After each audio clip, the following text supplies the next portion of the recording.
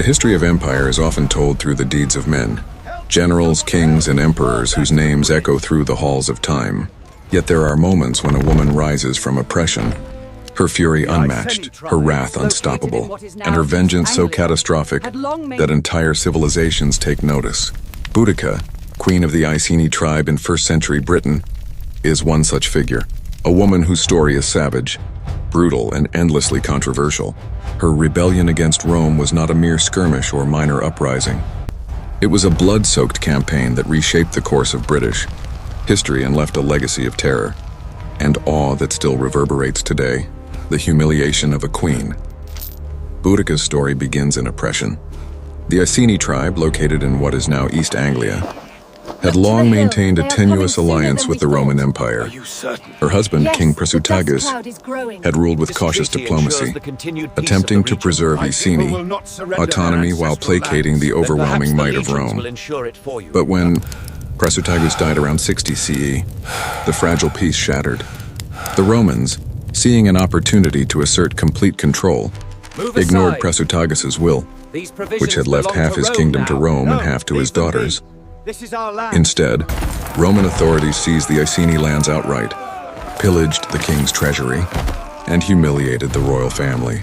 Boudica herself was publicly flogged, and in a violation that has haunted history, her daughters were reportedly raped. These acts were not just personal, they were political weapons, designed to crush the spirit of the Iceni and force submission through terror. But Boudica would not be broken.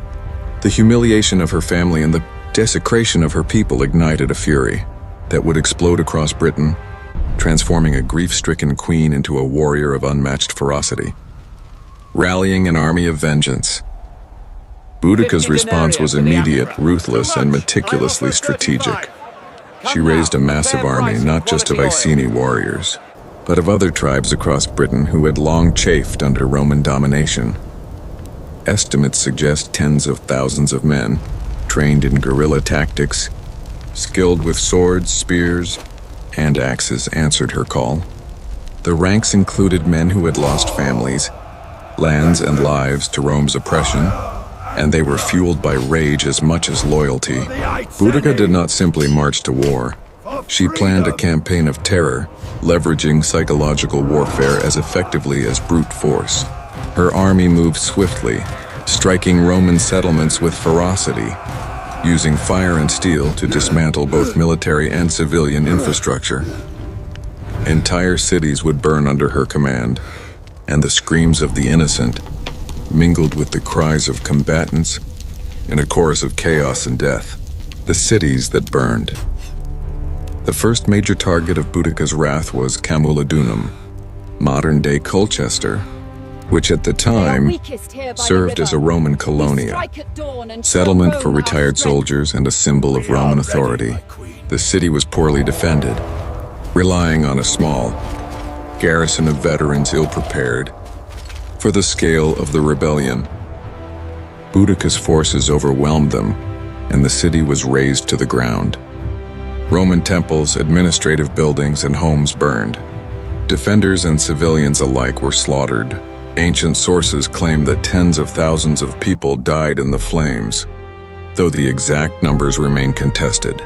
Next, Boudica turned her fury on Londinium, the fledgling settlement that would one day become London. Here, the rebellion became even more horrifying.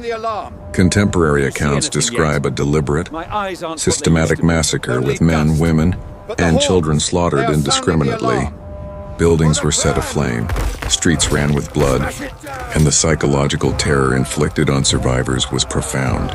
Her campaign continued to Verulamium, St. Albans, where the story repeated itself. Fire, sword, and merciless bloodshed marking every step. Boudica's rebellion was not chaotic. It was calculated carnage, a brutal display of the consequences of insulting a queen scorned, the brutality of war. To modern eyes, Boudica's campaign can seem shockingly ruthless. Rivers of blood flowed through these settlements, leaving landscapes scarred with corpses and burning buildings. Contemporary historians, writing from Roman perspectives, often describe her as a barbarian who defied civilization itself. Yet framing Boudica solely as a savage ignores the political and social context of her actions. She was acting within the brutal norms of her time.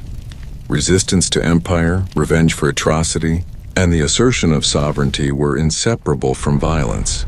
Her brutality was also practical. The Roman military relied heavily on the intimidation of their subjects. By striking with maximum psychological impact, Boudica demonstrated that resistance carried deadly consequences. It was both vengeance and strategy. She forced Rome to acknowledge the price of tyranny. The psychological impact. Boudica shattered Rome's expectation of submission.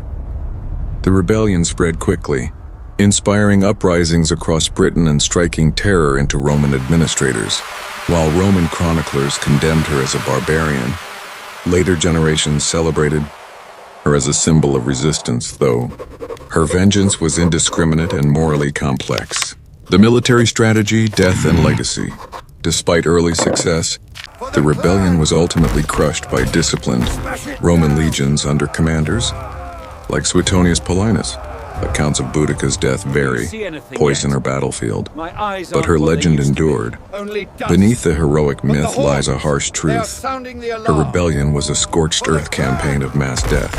Boudica's story forces modern readers to confront an uncomfortable reality.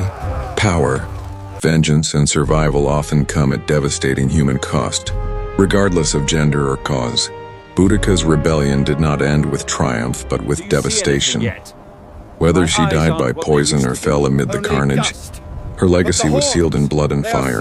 Roman Britain was left scarred, cities reduced to ash, fields soaked in the blood of civilians and soldiers alike. She was no gentle heroine but a force of vengeance unleashed, proving that oppression does not create submission, it creates monsters, capable of shaking empires. Boudica's story forces us to confront an uncomfortable truth. Resistance is rarely clean, and freedom is often bought with innocent lives. History remembers her as both liberator and butcher, hero and terror. Was she justified, or was her wrath unforgivable? Decide for yourself. Follow for more brutal history, where legends are born in blood and empires fall screaming.